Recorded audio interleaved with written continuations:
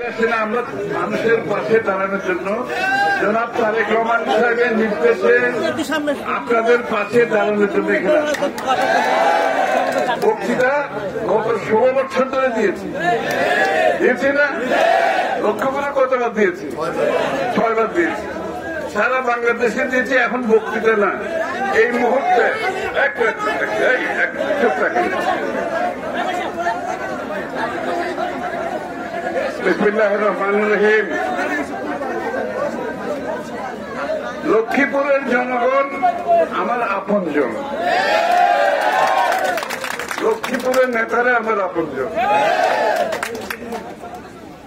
আর নিজান আপনাদের নেতা আশরাফুদ্দিন নিজান। আমি বলি না, আমি নিজান বলি। আমার খুব প্রিয় ছোট ভাই এবং আপনাদের জনপ্রিয় নেতা, আপনাদের সাথে সব সময় সুখে দুঃখে থাকে।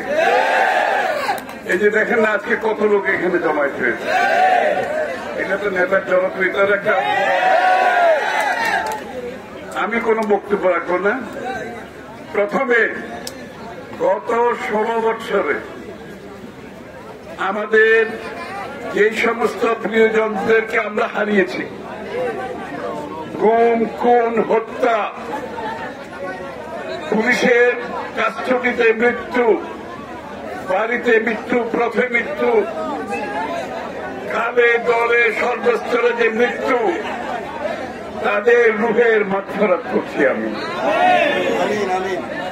যাদের রক্তের বিনিময়ে শেখ হাসিনাকে পালিয়ে যেতে হয়েছে, তাদের রুহের মাগফিরাত করছি। আমরা তাদের রক্তের শোধ কোনদিন দিতে পারবো না।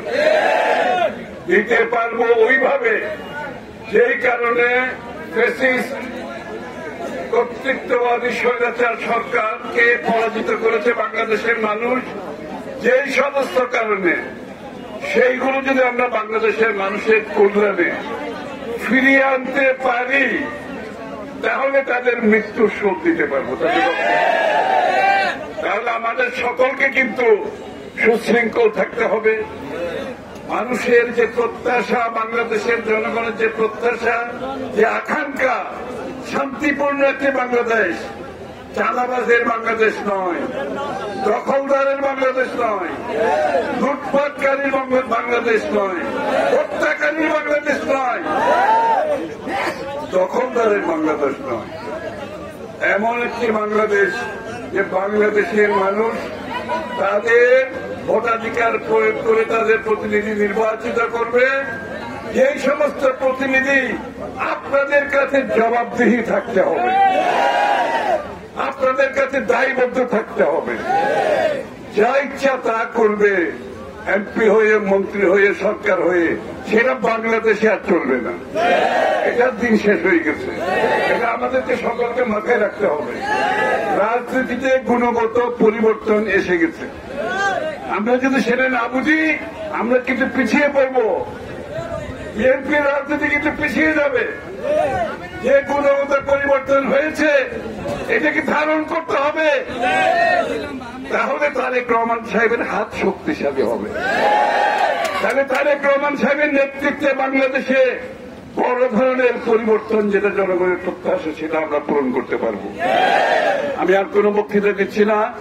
জনাব তারেক রহমান সাহেবের নির্দেশে আমি এখানে এসেছি আপনাদের পাশে দাঁড়াতে।